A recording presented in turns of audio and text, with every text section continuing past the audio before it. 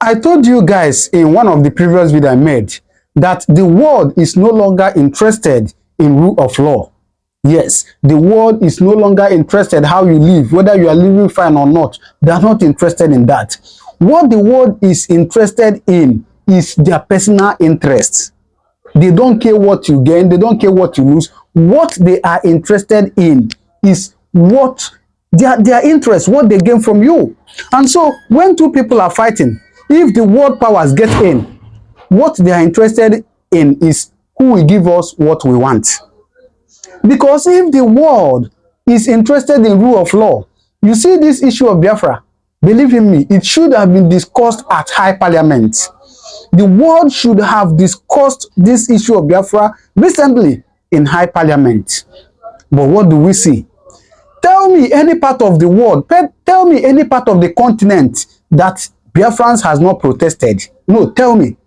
In Europe, in Asia, in Africa, tell me South America, tell me part of the world that the Biafrans has not protested. Biafrans has even protested at BBC headquarters. They have protested at UK embassy. They have protested at UN parliament. Tell me. Of course, I'm going to show you some of the videos. I'm going to show some of the videos so you believe and confirm what I'm saying. But yet, after all this protest, after everything, the world will still keep cold to the issue of Biafra. You know what they're waiting? Probably they're waiting when you guys begin to do rough things. But you know what? They might still come in. And if they don't get anything from you at that moment, they will still go against you. For instance, what is happening in DR Congo now? Some of you don't know in Congo. For the past 5 days, there has been a serious war in Congo.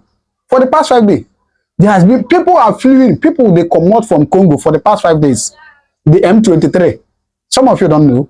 I follow the news, but I don't really want to talk about it. And now, even UN has sent their peacekeepers. Yes, UN has sent their soldiers to DR Congo to make peace and do some other things. And some of them are even supporting the government. So what am I saying in essence? That the world is not interested in rule of law. They're interested in their personal interest. But in all, what do we say? If God be for us, who can be against us? No matter anything, the people of the Israelites, before they left Egypt, did they kill so many people? But one day, God stepped in and everything happened. And so I want everybody to be courageous. I want everybody to remain focused. Yes, this is not a call for war. I'm not saying anybody should go and kill anybody. Don't kill your brother. Don't kill your sister. Don't kidnap your brother. Don't kidnap your sister. But remain focused. Always do the right thing. And know that there is nothing. The Bible says, is there anything too hard for God to do? He said, no. He's the God of impossibilities. You see, sometimes when I preach God in this struggle, some of you will say, hey, remove God, go into action. But I tell you that God must be involved. Go and read histories.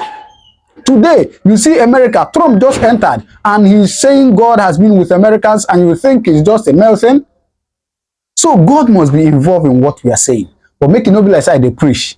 But I must tell us the reality. As I told you, that on this channel, it's neither the truth or nothing else. So let us remain focused. Let us remain resolute and know that with God, all things are possible. It will certainly come to pass. Now, let me allow you to watch some of the protests that was done in UN Parliament, in BBC headquarters, and some other places. I'm going to show you some of the videos now so that you will see and know that these people has really gone far.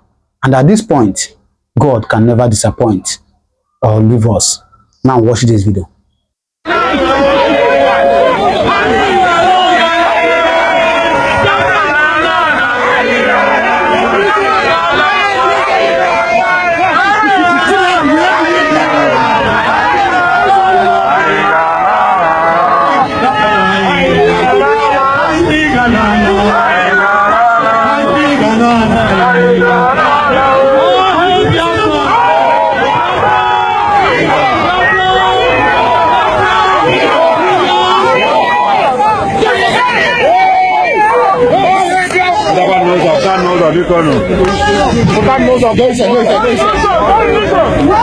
to London!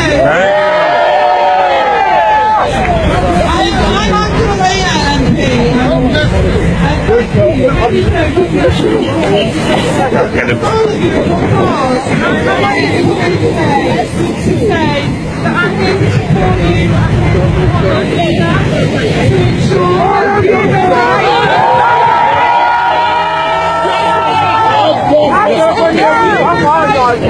Everybody, not just for those that are on their side, that the people that they want to support.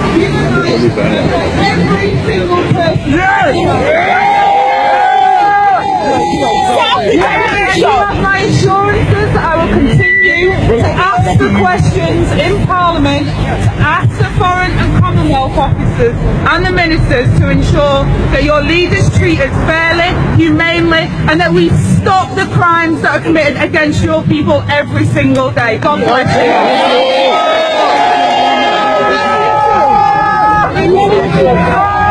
We are very grateful to have you, we like more people like you who will speak up and speak out against those who cannot speak for themselves. Yes. We are very grateful that you took the time to walk over Biafrans love. We appreciate you.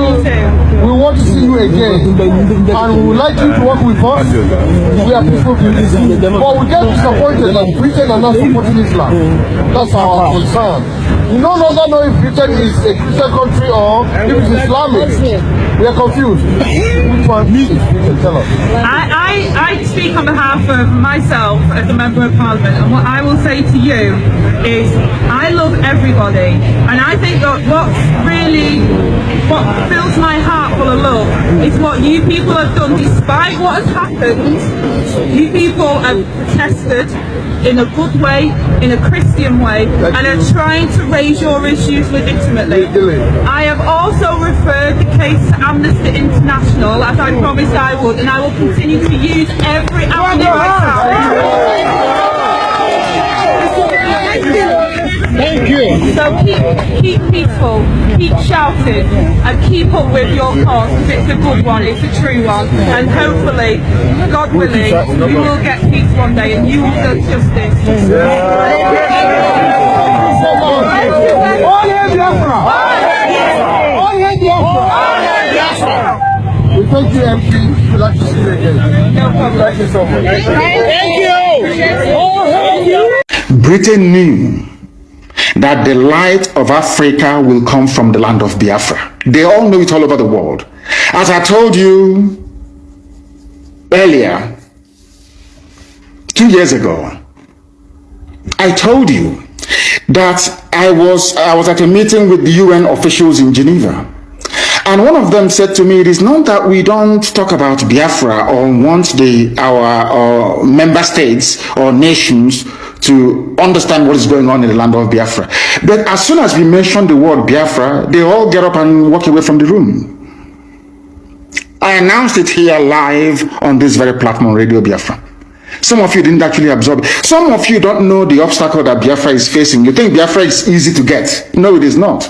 No, not at all. The enemies we have outside is uncountable, not because we have done anything wrong, but because Britain realized that with Biafra existing as a free nation, that every black person around the world will become free. They understand that. It's just like when you go to a stream and you don't want people to drink the water coming from that very stream. Again, you go to the source of the water and you pollute it. Because if you come downstream and you pollute it, people can still go to the middle or even to the front to go and fetch clean water. So if you don't want people to drink from a particular stream, you pollute it from the source. They know that the source of freedom for black people, both those in North America, those in South America, those even in Papua New Guinea, those everywhere around the world, they know that Biafra is the key. A free Biafra means that black people all over the world will become free. That was why I said that Biafra is the last miracle. I want you to understand this. All of these obstacles cannot stop us from getting Biafra. It cannot. Instead, it emboldens us. Because the more difficult the process of emancipation, the more enjoyable the outcome when finally freedom comes. If we don't do something, I'm telling everybody, both those in the Middle Belt, those in Yoruba land, go and write down everything I have said in the past. Try and, compare it to what is happening now. You see that we have always been right. If we do not act now, we will become more fragmented. They will conquer us and extinguish us from the face of the earth. As I told you, the Hausa race no longer exists, only by language. Hausa people have nothing now as we speak. They have nothing, only their language. Hausa people no longer have any discernible political system. They have no hold over their future or their lives. They can answer Malam all they like, but their traditional rulers forever and ever will remain an emir. And an emir is a Fulani. So what do you think? Drop your comment on the comment section. And in case you are coming across this channel for the first time, please do well to subscribe, all right? Thank you and God bless you.